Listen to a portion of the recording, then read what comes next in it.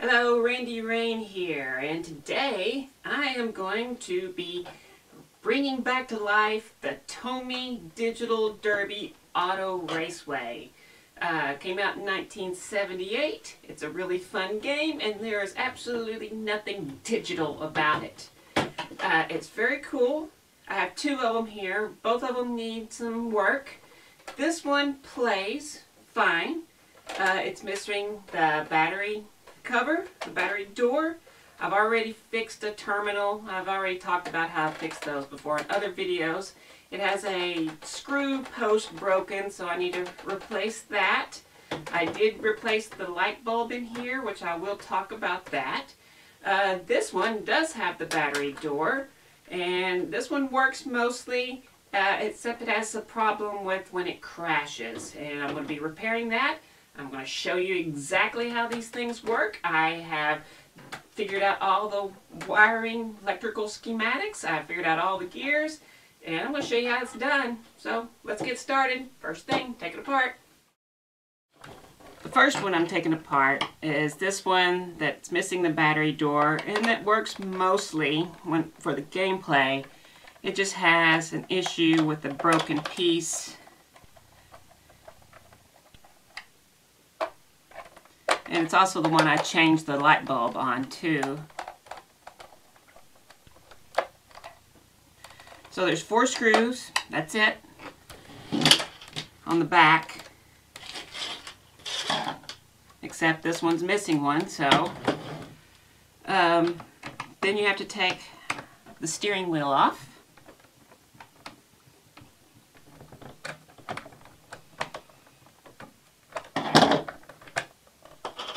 And then you want to take the front cover off. And that's what's inside of it. A few things to watch out for is this little piece right here will just come right off, so don't lose that. So you can see I've already fixed this terminal, and I've already talked about fixing terminals, so I'm not going to go into that. There's a light bulb down in here that I had to replace. I will be talking about that. Also, this comes off, so don't lose those pieces. I'm going to start with this one because I want to fix this little screw post right here. There's nothing to screw into, and it goes into here. And so you can see that this one's broken here. And you can see that it's broken down in there. Also, I want to take this little gear shift off. And you take this screw, just one screw, and this comes off. And then there's this black piece right here, so don't lose that either. This will just fall off if you was to turn it upside down, so don't lose that. And now I want to get this whole piece will come off as one. You have to make sure you don't take the screws out that are holding the pieces together, and just the ones that are holding it to the main board. They're here, here, here, and here. So let's start with that.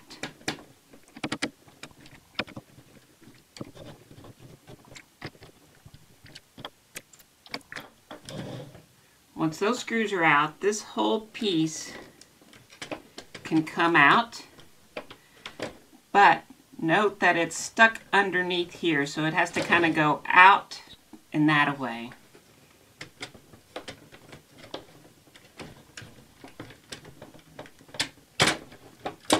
There. Now I'm just going to lay it over here so that I can work on this piece and fix this first. And what I'm going to do here is I'm just going to cut this off and make it flat so I got something better to stick to. And I'm going to do the same for up here. And then I'm going to 3D print some pieces and attach them. Alright, so there's a crack in here as well that I'm going to fix. And I got to figure out how to kind of flatten that out. I can either use this X-Acto knife and try to cut it away, or I could pull out my Dremel and try to grind it down.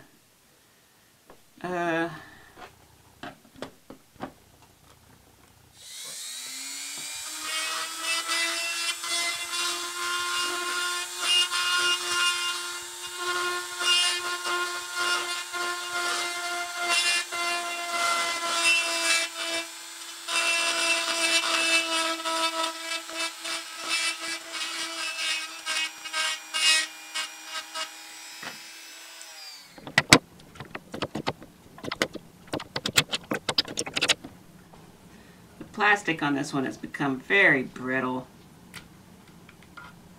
and falling apart.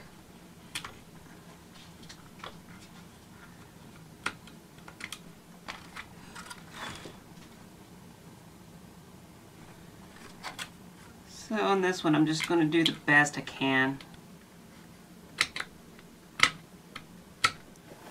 Where I need to build the little post, it also has this crack right here, as you can see right here. So use a little CA glue to fill that.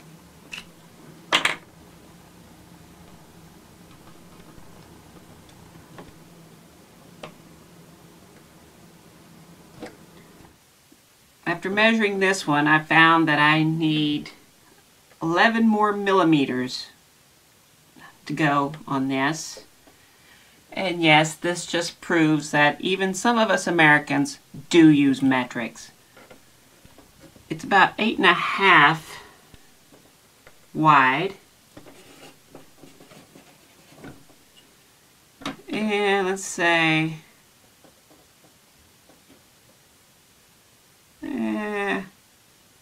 I'll just say 1.5 millimeters thick wall here. Hard to tell.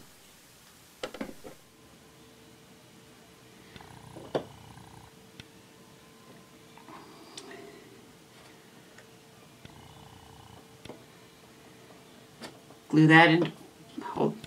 Take some accelerator. Spray that in there.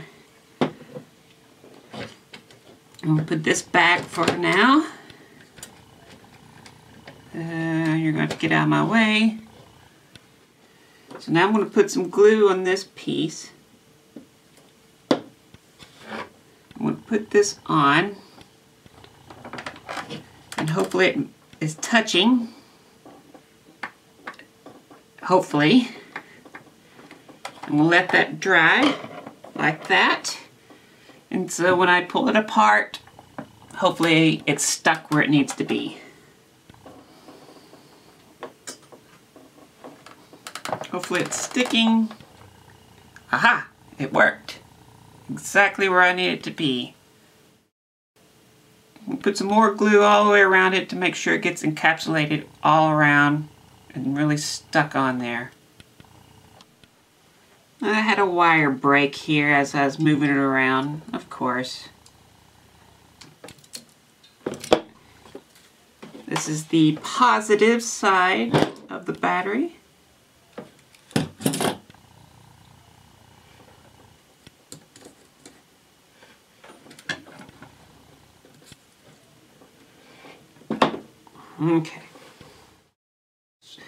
Okay, I'm about to explain the electronics, but let me take this off to help you understand. This wire has to come out from under here and under there. And then you take these two screws out.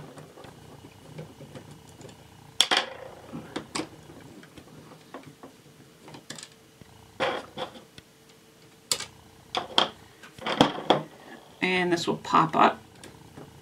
Okay. All right, now you can see. Okay, so you can see this right here has a metal plate and two leads. This is the timer. As this thing spins around, it's going to connect these two, but as soon as one of these is touching this little notch right here, all the connection is stopped, and that's when the game stops. You can see right here that there's another switch here. As this thing spins, it pushes this thing. And this is the flashing light of the crash. And if I take this off, This one's a little harder to see.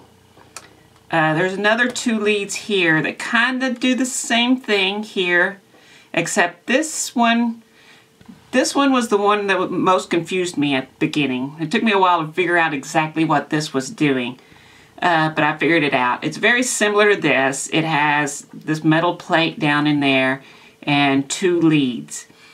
And I'll get to that later on, exactly what that does. I just want you to see it so you know what's happening. There's a little solenoid right here that turns on. This is when it crashes. When you crash, it activates this thing, and so I will get to that in a minute. So here we have, basically it's a single switch here, single switch here, single switch here. You have your motor and you have a solenoid.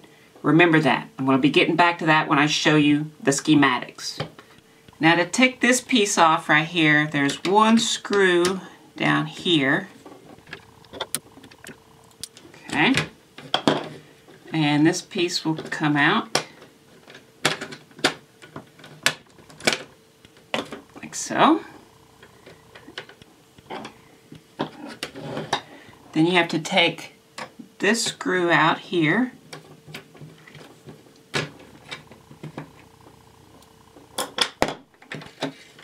And this piece will come out. It's a steering wheel column. And note we have a wire here coming to this and another contact right here. Remember that. Now I'm going to take this whole piece out by undoing these 2 screws. If you look right down in here, there are 2 metal plates. That's what the little terminal that I just showed you is touching. It's either going to be connecting to this one or it's going to be connected to this one. You can see here that there are 2 switches underneath here, and that's what these slots are for in the film. So as the film travels, like so, when it gets to there, click, now this switch is making contact. And that, if you was to look on the other side at this point, you would see the cars are in the position of the wreck. So here's the electronic schematics. Here's the batteries, motor, lamp, solenoid. This represents the timer switch. This represents the flashing light switch. This represents the crash switch. This switch down here represents the start and reset switch. This switch down here represents the car switch on the 2 plates, where it's either going to be on this plate or this plate. And these 2 switches represent the switches that the slots in the film connect and disconnect. So here's how it works. If you follow the positive, it comes up here and it stops. If you keep going, it goes over to here and it stops. So at that point, nothing happens. So the way the game starts is you have to push this switch until it starts. You push this down and it holds. So what happens is this flips over to here. So the positive that was coming over here is now going into here. It's coming back up, and it's now on the other side of this switch, which is now going to the motor. So the motor starts to spin as long as you hold this down. So when the motor starts to spin, it's turning that metal plate, which eventually will make this click. So these 2 will come in contact. So now the electricity is going past here, and that's why you can let up here now once this makes connection, because now the electricity is coming through here and it's going to the motor. And then once you let up, it's also going to be going down to here, going to here, coming up here, stopping, but then going to the car, which will connect to either one side of the plate or the other, depending on which side of the road you're on. And that's how it's going. So it's traveling, and you're either going to be connecting here if you're on the right side, if you're on the left side, whichever side of the road you're on, this is going to be connected. So let's say this is connected and you're on that side, so you get a crash, and positive goes through here, goes to here, and activates the solenoid. That causes this switch to activate. So positive is coming to here through the solenoid, but now since this is connected and there's still positive going down here, now you're getting positive also from this way.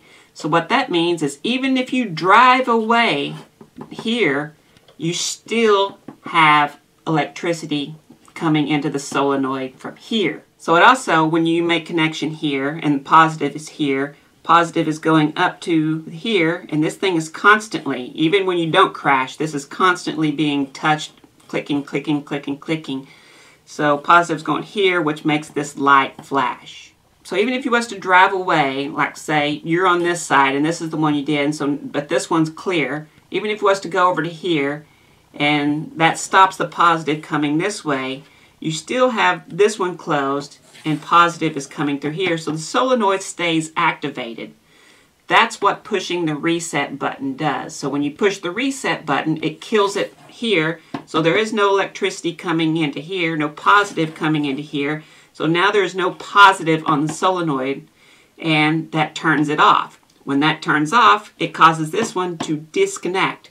So now you can let up on this, and there's still no electricity going through here now, no electricity going to the here, and there's no electricity going to here. So that turns off, and you continue to play the game. And it keeps on going until the timer runs out, and then this one disconnects, which stops all positive going to the motor, and this one's still not doing anything until you push that again. And that's how it works. Pretty clever, huh? I will include a link to this image down below, so if you need to look at this, feel free to download it. Okay, let me see if I can get you in here so you can see what's happening. Take this gear off, and there's this gear. This is the gear that has the little metal plate right here. While we're in here, if you can see, there's this gear here, and there's this little peg, and these two little notches that are sticking out here. You can see down here, here's the little tab that makes the grinding sound when you crash. Okay, I think you can see down in here now. This is the crash switch. As you can see, the metal plate is missing a piece here, so that these two terminals at this point don't get connected. So you can see the little notch right underneath here. This little arm is being held by this little arm. This arm right here is holding that notch in place, which makes these terminals not connected. So when this solenoid gets activated, it allows this to spin, which allows it to start making that clicky noise. It turns around, it allows those to make connections, so the switch gets activated. And then here comes this other notch. Get into focus there. Here comes the other notch, and now it's stopped right there. So now it can't move. And so the switch stays connected, and it's making that little clicking noise. The gear gets moved into place to make the clicking noise as the crash. And then as soon as the solenoid deactivates, it can now spin back around, and it comes around again until you're here, and now these are not making connection, and it's stopped and it's reset again. Pretty complicated in there. Okay, let me show you inside of this gearbox here, which is the transmission.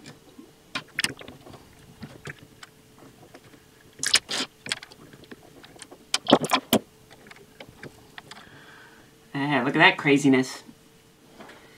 Basically, you have the gear from the motors coming down and turning all these things. And when you're shifting these gears, it literally is a transmission. You're just changing which one of these gears and which side is going to be operated. You can see here that there's all these long gears, this long gear is constantly going to be turned with this one. And this one's constantly going to be turned no matter where it gets pushed. Back and forth. Same down here. And these are the ones that are turning. This one, I believe, is the one that turns this side. I'm not really remembering correctly. One of them turns the other side, and one of them turns the center. I can't really tell from looking at it.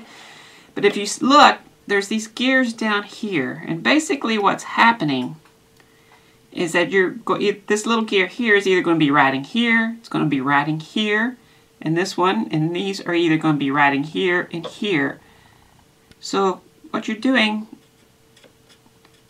is you're changing the gears.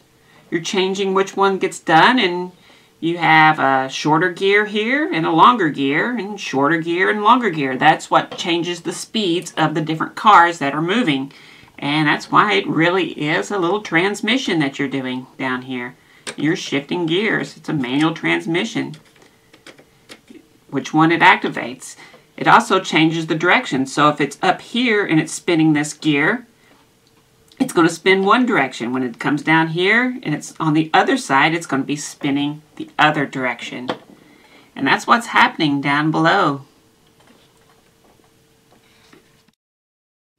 Let me see if I can actually explain this game so that you can understand how to play it better. Basically, what's happening is this motor is spinning this timer, the switch, which I've already showed you. I've already showed you the crash switch. The gears run down here to this transmission. And basically, neutral will switch it so that the gears are moved up and both of these are turning forward. And then in first gear, this one doesn't turn. It disconnects this one, and only this one will go forward. You move it down to 2, and it engages both of them, and both of them are now going this direction at roughly the same speed. They're a little bit off, but they're pretty close to the same speed. And then when you go to 3, this one stays the same speed and this one gets faster. And the center line is constantly moving, and it'll be different speeds in different directions depending on what gear you're in. And this one right here is the same one that's running this lap counter. It goes down to here and it's turning this lap counter. So when you're in neutral, this isn't turning, so this doesn't turn. When you're in first, this is slower, so this is slower. Second is faster, so this is faster. Third is here, and so this one gets faster. So basically you have a timer that's going and a counter that's going.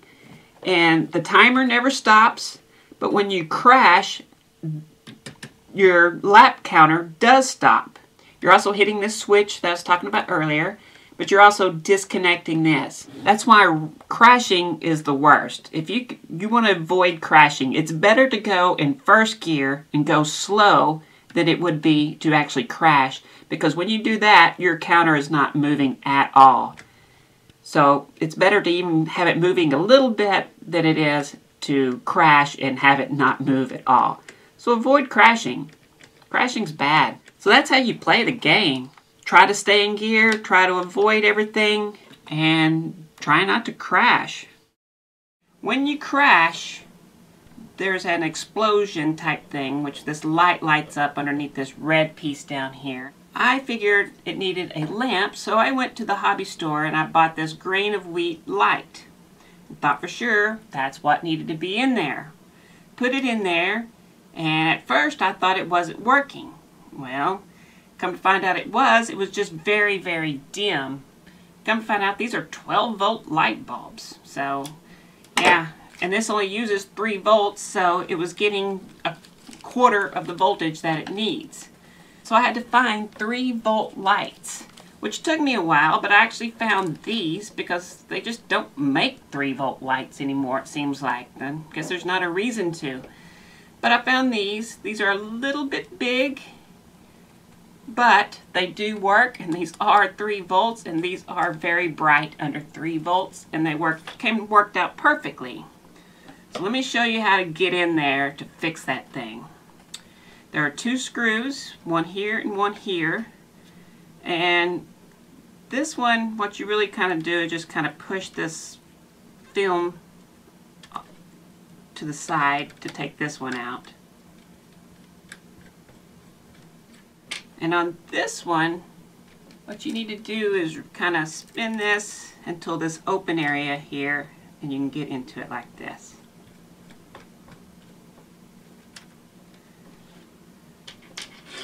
And once those are out, all these pieces underneath here will come out, and they are kind of a pain. But let me show you. This one, the red piece needs to come up like that.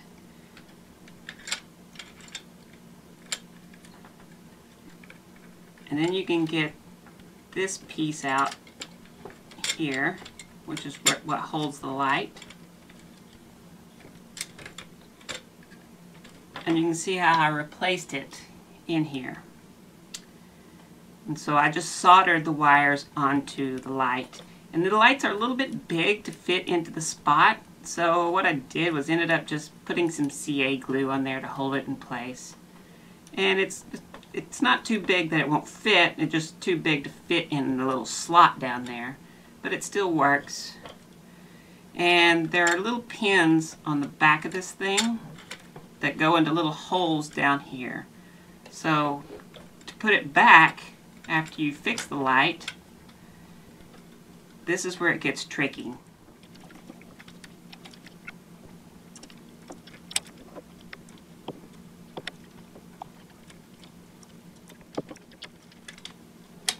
Ha, got it.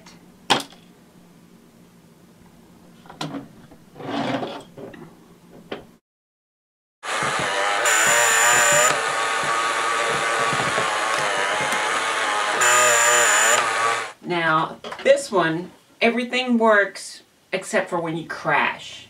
And when you crash, the light comes on, the sound happens, all that, but all you have to do is drive away from it and it keeps on going, which is not how it's supposed to be.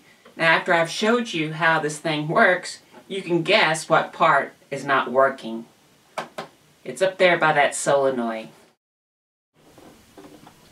I'm going to try just bending these down, so hopefully they will be touching.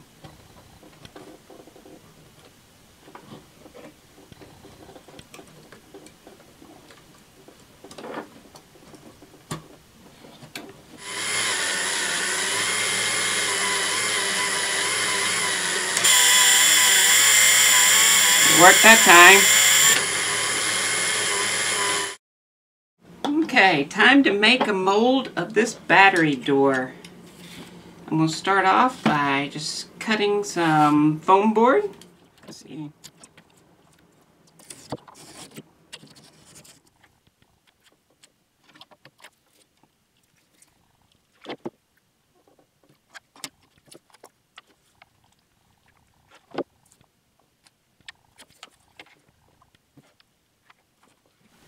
Now I want to take clay and cover up the bottom.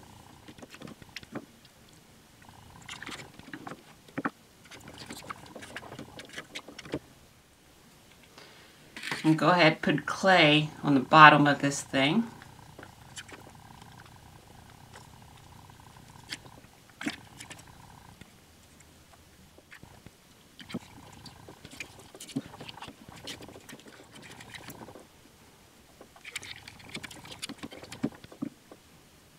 Okay, I have all the clay in and smoothed it all out and made it nice. So now I'm going to make some indication marks to make this thing easier to line up. This is going to be a 2-part squeeze mold, so I want it to line up perfectly. Okay, time to pour the silicone.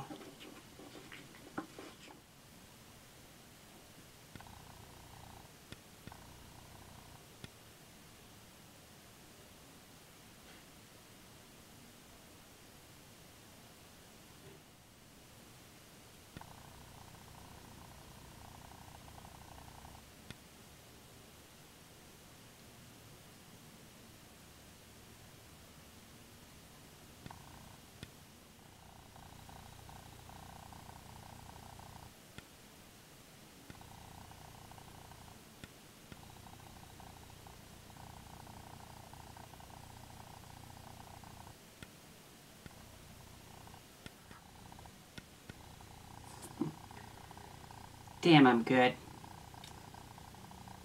Now that it's cured, time to cut it from the wood.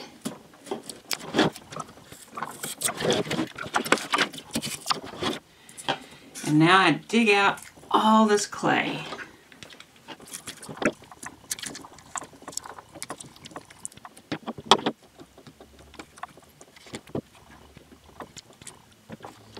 Now I just need to go around and clean up the spots that leaked under.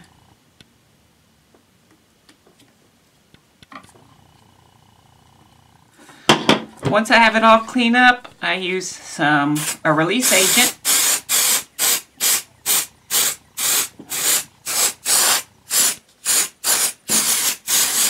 And that will keep the silicone from sticking to the other silicone.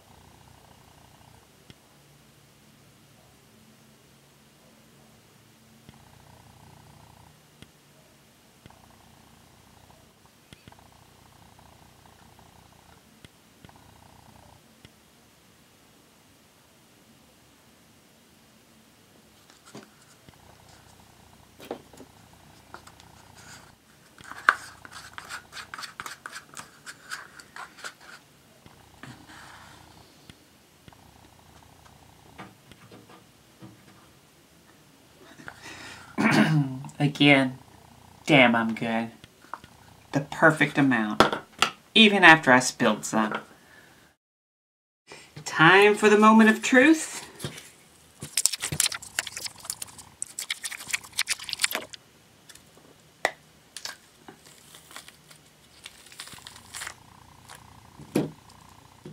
There it is. Okay, I'm going to pour most of it into here. We'll make sure I get up into that little latch. I'm also going to put a little bit over here on this side. Get it all around. And make sure it's there. Now we're going to try to squeeze it out. And hopefully no air bubbles get trapped in there.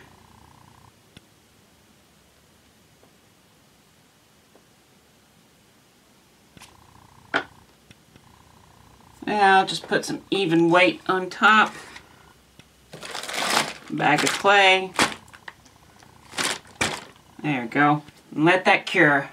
Alright, time for the second big reveal.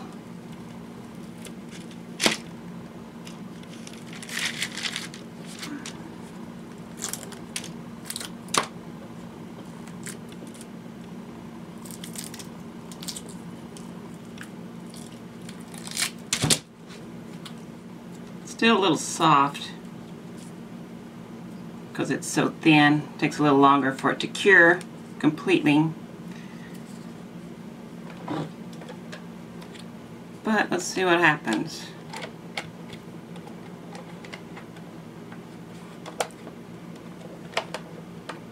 Looks store-bought.